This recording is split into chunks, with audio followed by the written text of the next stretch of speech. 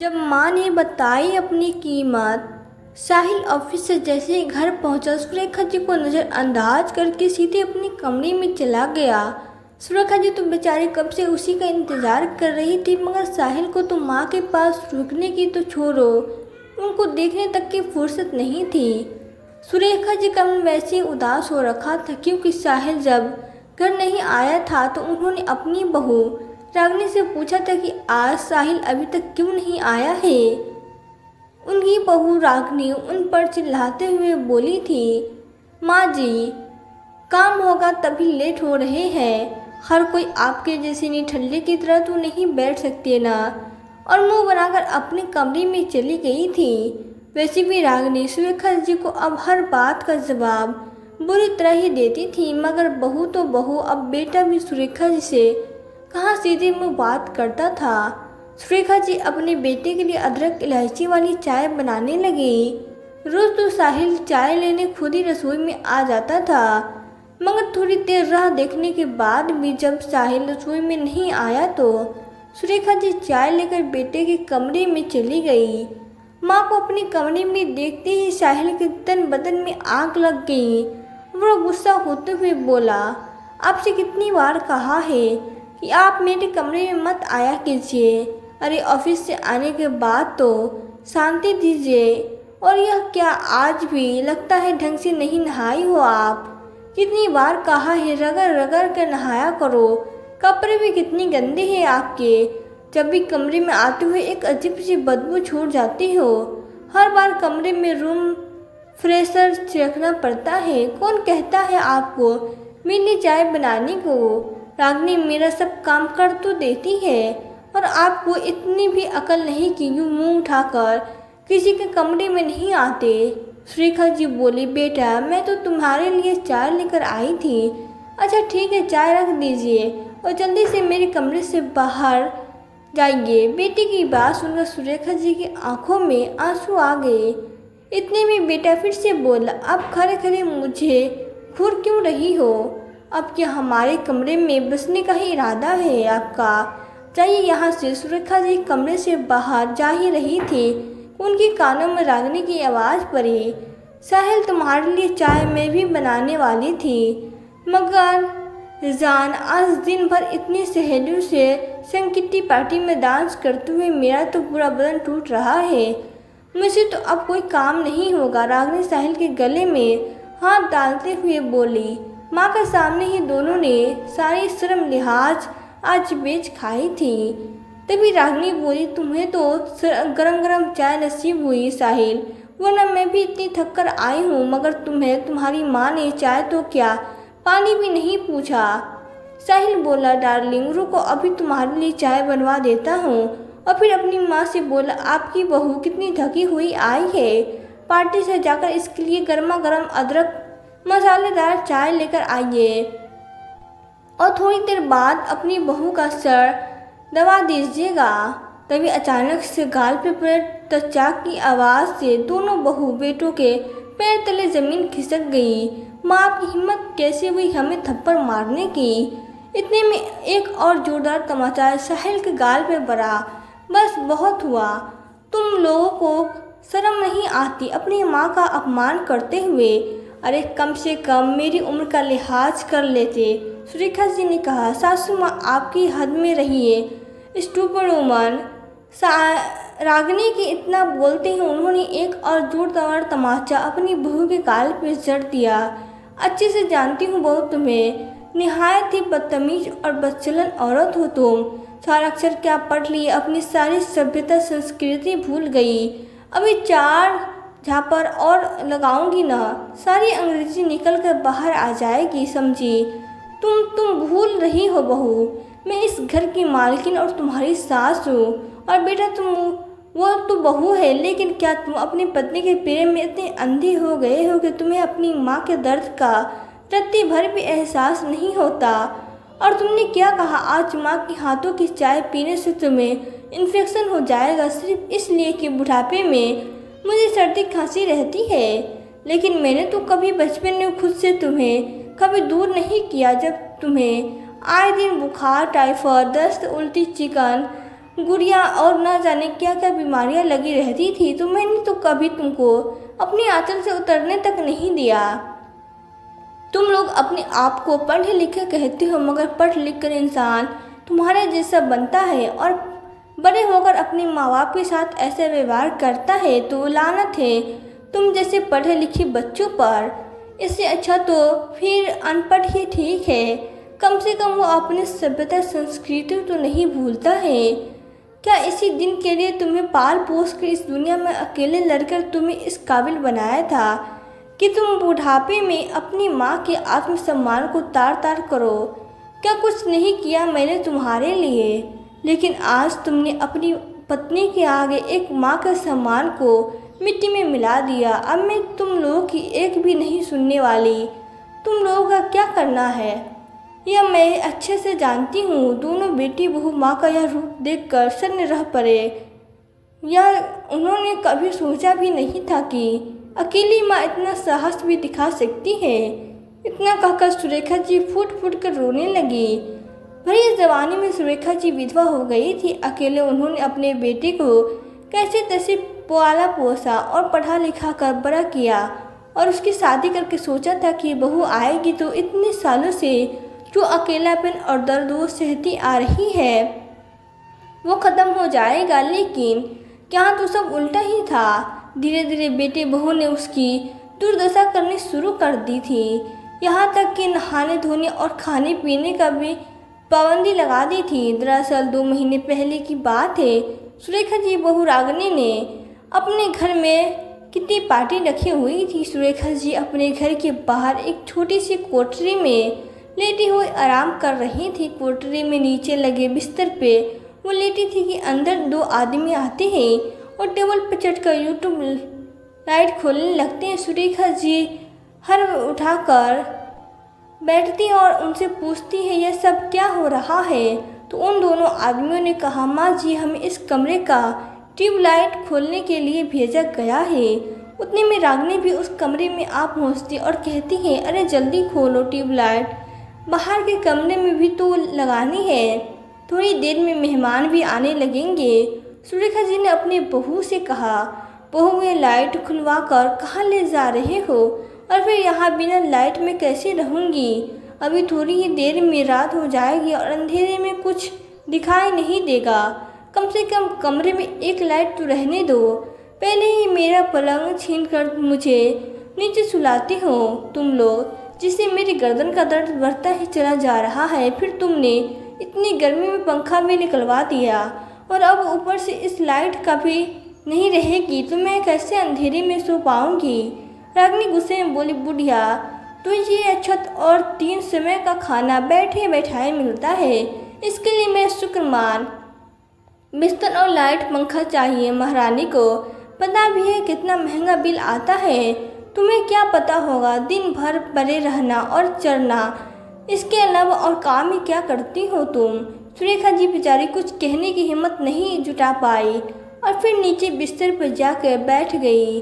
थोड़ी देर बाद सुरेखा जी की नज़र बाहर के कमरे में गई तो उन्होंने देखा बहू ने किट्टी पार्टी के लिए पूरे घर को सजाया था।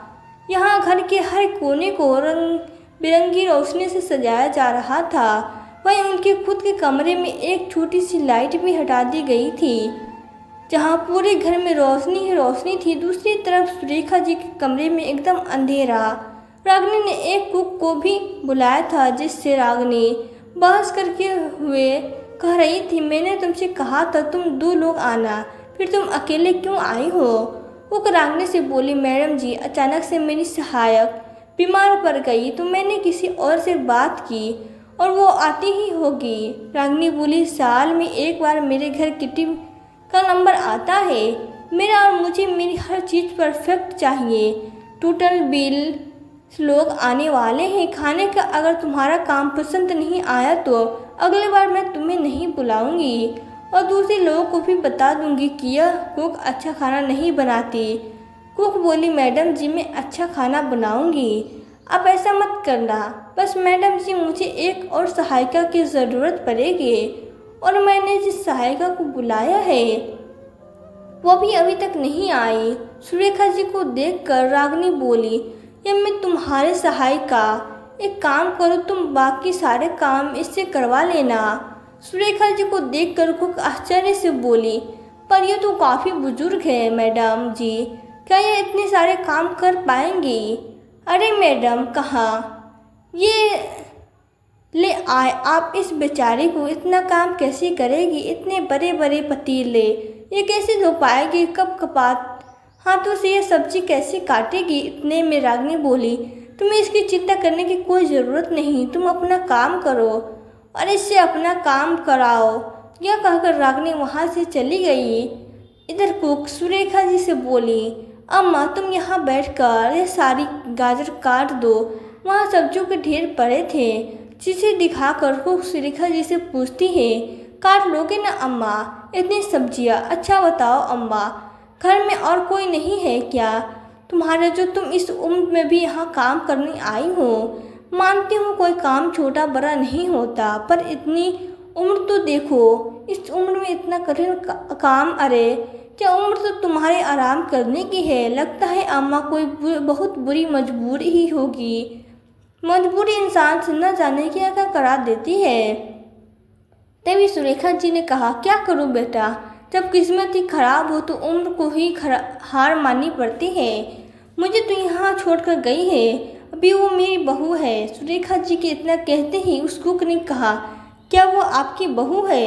मतलब तुम इस घर की मालकिन होकर नौकरानी का काम करती हो? पर क्यों अम्मा? बेटा कहाँ के मालकिन, मैं एक बुढ़िया जिस पर उसके बेटे बहू एहसान कर रहे हैं, तो वक्त की रोटी देकर मुझ पर बहुत बड़ा एहसान कर देते हैं। बेटा माता पिता अपने बच्चों को बुढ़ापे की लाठी समझते हैं, पर यह कोई नहीं जान सकता कि वो लाठी आपको सहारा देगी या आपके ऊपर पड़ेगी। कुक सुरेखा जी की बातों को ध्यान से सुन रही थी। तभी सुरेखा जी ने कहा, चलो बेटा अब मुझे क्या करना है यह बता दो। बूढ़ी हड्डियां हैं, थोड़ा धीरे धीरे काम करेगी, पर अगर हम बातें करने लगेंगे और देरी हो जाएगी तो जिससे तुम्हें थोड़ी फटकार मिलेगी, पर मुझे तो खाना ही मिलना बंद हो जाएगा। थोड़ी देर बाद मेहमानों का आना जाना शुरू हो गया। तभी रागिनी रसोई में आकर कहती है, सुन बुढ़िया, तुझे बाहर नहीं आना है किसी भी हाल में। मैंने सारे मेहमानों को कह दिया है कि मेरी सास हरिद्वार गंगा स्नान करने के लिए गई है, इसलिए गलती से भी अपना चेहरा मत दिखाना। बुढ़िया बिल्कुल भी कमरे में से बाहर मत आना, समझी? अब क्या था, इसके बाद पार्टी शुरू हो जाती है और इधर खाना बनकर तैयार हो जाता है। पूरे दिन रसोई में बैठे बैठे सुरेखा जी की हालत खराब थी, ऊपर से उनसे काम भी करवाया जा रहा था। कुक तो फिर भी बाहर पंखे के नीचे बैठकर सुस्ता कर आती, पर सुरेखा जी को बाहर जाने की इजाज़त नहीं थी। कुछ घंटे बाद कुक जाकर सुरेखा जी से कहती है, अम्मा बस पार्टी ख़त्म ही समझो, अब तुम भी खा लो, फिर बाहर चली जाना, थोड़ा आराम कर लेना। सुरेखा जी को बहुत तेज भूख लग रही थी और सुबह से खाने के बीच में बैठकर वो भी एक निवाला खाने का सोच भी नहीं सकती थी, क्योंकि अगर सुरेखा जी को खाते हुए उनकी बहू ने देख लिया तब तो वो अपना खाना पीना भी बंद कर देगी और कुक के कहने पर बाहर जाकर वो आराम करे। फिर तो कैसे रसोई में पसीने से तरबतर हो गई थी, ऊपर से उनके कमरे से लाइट पंखा भी हटा दिया गया था। जब किट्टी पार्टी में आए सारे मेहमान चले गए और रागिनी रसोई में आई तो उसके कुक को पैसे दिए तो कुक बोली, मैडम बर्तनों को धोने के लिए एक साबुन दे दीजिए और थोड़े पैसे और दे दीजिए ताकि मैं सारे बर्तन धो दूँ। रागिनी बोली, तुम उसकी फिक्र मत करो, माँ जी बर्तन धो देगी। बेचारी अम्मा इस उम्र में कैसे बर्तन धोएगी, जहाँ पार्टी में इतने पैसे खर्च किए वहाँ थोड़े से और पैसे खर्च भी हो जाएंगे तो क्या हुआ।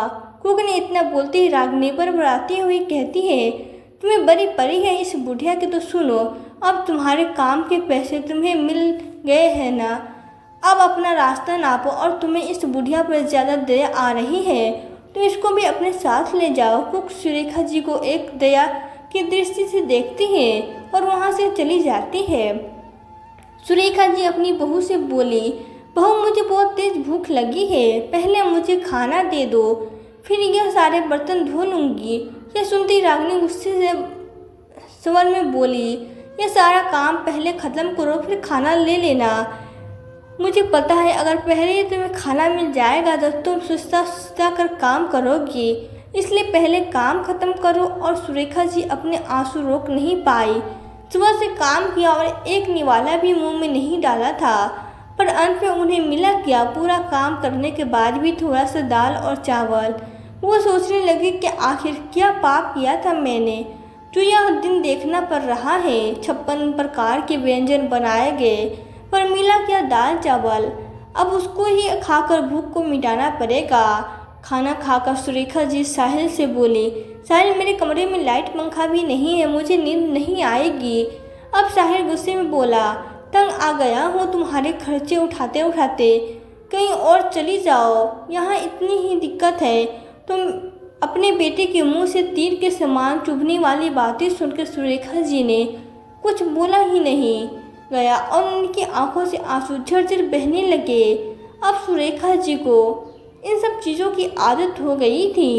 एक दिन सुरेखा जी बाहर सामान लेने गई थी, उसे रास्ते में कुक मिल जाती है और वो बोली, अम्मा उस दिन तुम्हारी रसोई को देखकर मैं तो हैरान ही रह गई। उस उम्र में सब्जियां इतनी अच्छी बना लेती हो और खाना भी इतना अच्छा बनाती हो, कितनी कुशलता से सब करती हो, और तुम्हारे गाजर का हलवे का तो कोई मुकाबला ही नहीं। इसलिए तुम्हारे लिए एक अच्छी खबर लाई हूँ। यहाँ एक बड़े सेठ जी के यहाँ उनकी शादी की 50वीं सालगिरह है। उस दिन जैसा हलवा अगर तुमने इस दिन बना दिया, यकीन मानो तुम्हारा जीवन ही बदल जाएगा।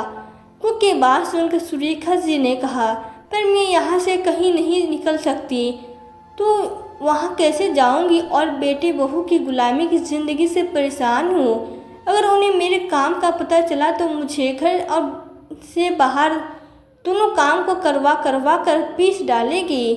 न बाबा न, तुम हो, रहने ही दो। मेरे लिए इतना सोचा उसके लिए शुक्रिया, पर मुझे अपना हुनर कहीं नहीं दिखाना। सुरेखा जी की बात सुनकर कुक ने कहा, तुम यहाँ से कोई और बहाना बनाकर निकलना। अम्मा तुम अपने बेटी बहू की गुलामी क्यों करती हो? जब तुम्हारे पास इतनी अच्छी खासी कमाई होगी और वो भी अच्छी खासी नौकरी होगी तो फिर तुम्हें किसी की गुलामी नहीं करनी पड़ेगी। ज़रा सोचो। और हाँ, यह लो मेरा नंबर, अगर करने का मन करे तो बस इस नंबर को मिला लेना। एक बात याद रखना अम्मा, यह कोई छोटा मोटा सेठ नहीं है। यह कहकर कुक वहाँ से चली गई। सुरेखा जी मंदिर जाने का बहाना बनाकर उस कुक को फ़ोन करके काम के लिए हाँ कर देती है।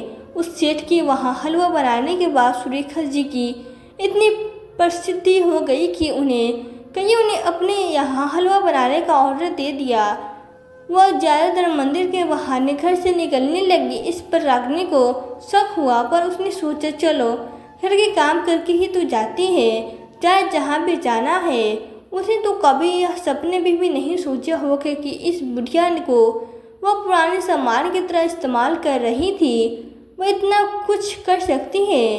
इसी तरह कुछ महीने बीते और सुरेखा जी की प्रसिद्धि होती जा रही थी। एक दिन साहिल घर जाकर रागिनी से कहता है, सुनो व्यापार में बड़ा घाटा हो रहा है, ऐसे ही चलता रहा तो मुझे डर है जल्दी ही यह घर बेचना पड़ेगा।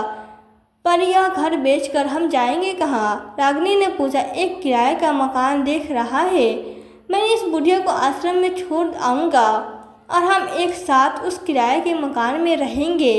इस तरह हम दोनों अपना खर्चा चला लेंगे।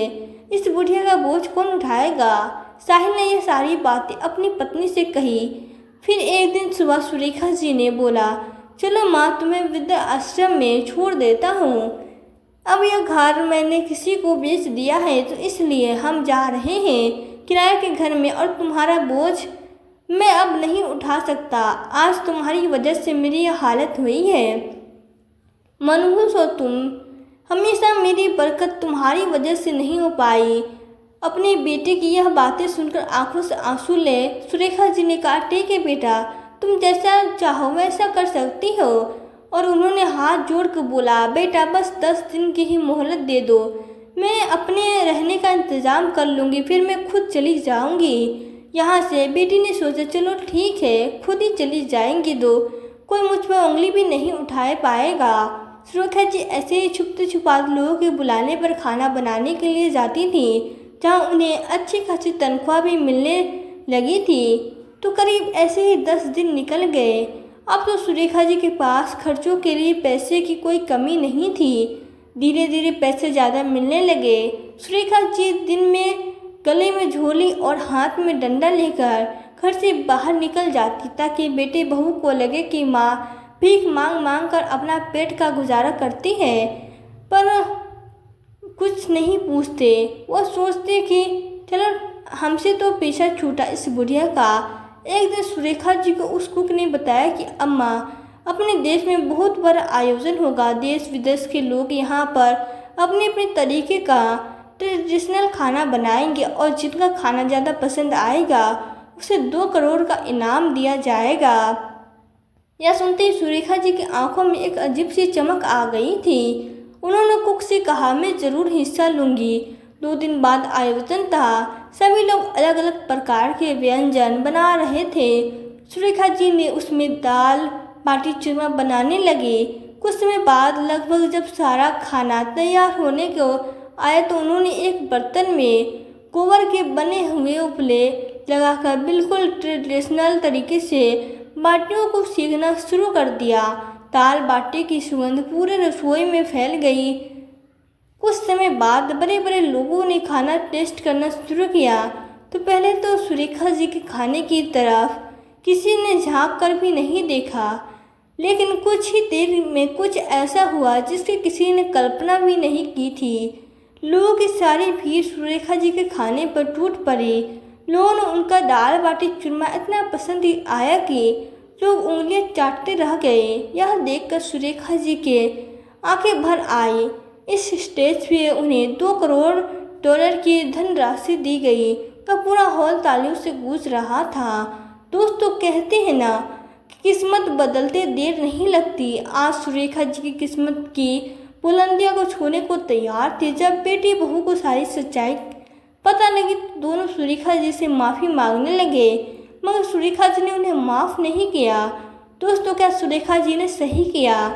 तो दोस्तों, हमारी आज की यह वीडियो आपको कैसी लगी? वीडियो अच्छी लगी हो तो वीडियो को लाइक कर दे, चैनल को सब्सक्राइब कर दे। मिलते हैं फिर नई वीडियो में नई कहानी के साथ। तब तक के लिए धन्यवाद।